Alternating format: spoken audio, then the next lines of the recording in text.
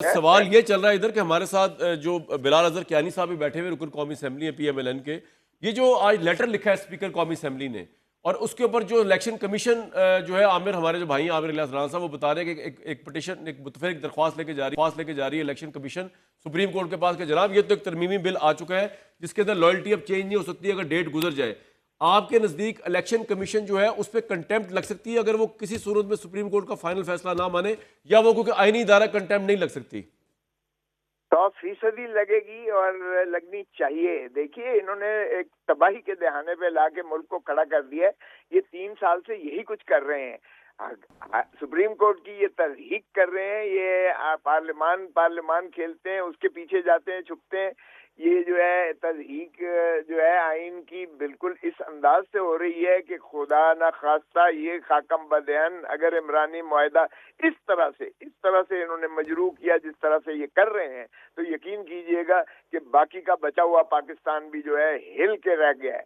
اور انہوں نے جو ہے کوئی پرواہ نہیں ہے ان کو مسائل کی یا ملک کو آگے لیکن کھوسا چلنے صاحب کی۔ اگر پارلیمنٹ 2/3 میجورٹی سے ایک ترمیم پیش کر دے اور پاس کر دے تو کیا سپریم کورٹ اتنے آرام سے یا ویسے بھی کسی بھی طریقے سے اس کو سیٹ اسائڈ کر سکتی ہے؟ کامران شاہد، سر پہلے تو میری جان ذرا یہ بھی طے کر لو کہ کیا یہ پارلیمان عوام کی نمائندہ پارلیمان ہے؟ کیا یہ فارم 47 کی جو پیداوار ہے، جو فراڈ کی بنیاد پر ایک جو ہے حکومت کو مسلط کیا گیا ہے، جو اسٹیبلشمنٹ کی بساخیوں پر حکومت چل رہی ہے، کیا ان کو عوام کے فیصلے کرنے کا حق ہے؟ پہلے یہ بتا دو ذرا۔ اور اس کے بعد کیا ہم بھول گئے ہیں 1971 کی جو ہے مشرقی پاکستان کے ڈیبیٹ؟ اچھا میرا سوال کھوسا صاحب، اب جی پارلیمنٹ تو چل رہی ہے نا، آپ کے اتحادی مولانا فضل الرحمان نے بھی کہا تھا ڈیفیکٹو ہی صحیح، لیکن یہی ہے، میں یہ کہہ رہا ہوں کہ کیا اتنا آسان ہے 2/3 میجورٹی کی پاس کردہ امینڈمنٹ کو سپریم کورٹ سیٹ اسائڈ کر دے؟ او بھائی 2/3 میجورٹی یہ فراڈ سے لے رہے ہیں نا، ہمارے جو ہے اس کو سعادت اللہ بلوچ کو اٹھا کر، اس کی ماں کو، اس کی بہن کو، اس کی 16 سالہ بیٹی کو جس طرح سے اٹھا کر اس کے بعد اس کو جو ہے سرنڈر کروا کے اغوا کیا، یا بے حیائی اور شرم کی کوئی انتہا ہوتی ہے؟ یار کامران، اتنی جو آپ نابلد سمجھتے ہو، لوگوں کو پاگل سمجھتے ہو، اور اب جو خط لکھا ہے خیر سے ماشاءاللہ اسپیکر صاحب نے، اس کا مطلب یہ ہے کہ جو ان کا استحقاق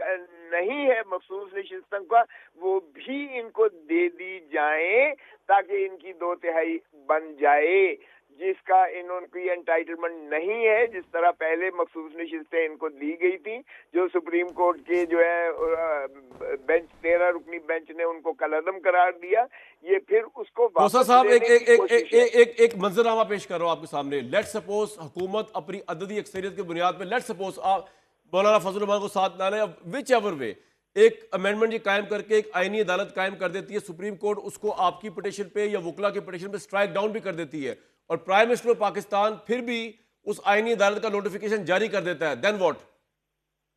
حکم نہیں مانتا؟ اتنی بڑی تحریک چلے گی کامران شاہد کہ آپ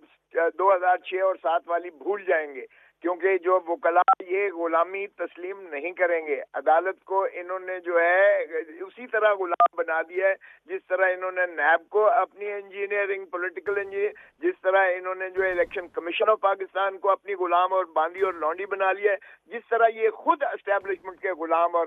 ملازم بن چکے ہیں۔ یہ وکلاء برادری تسلیم نہیں کرے گی، نہ پاکستان کی عوام تسلیم کرے گی۔ خاکم بدہن اگر یہ ملک کو توڑنا چاہتے ہیں مزید تو یہ کر لیں۔ ایک بریک لوں گا جی۔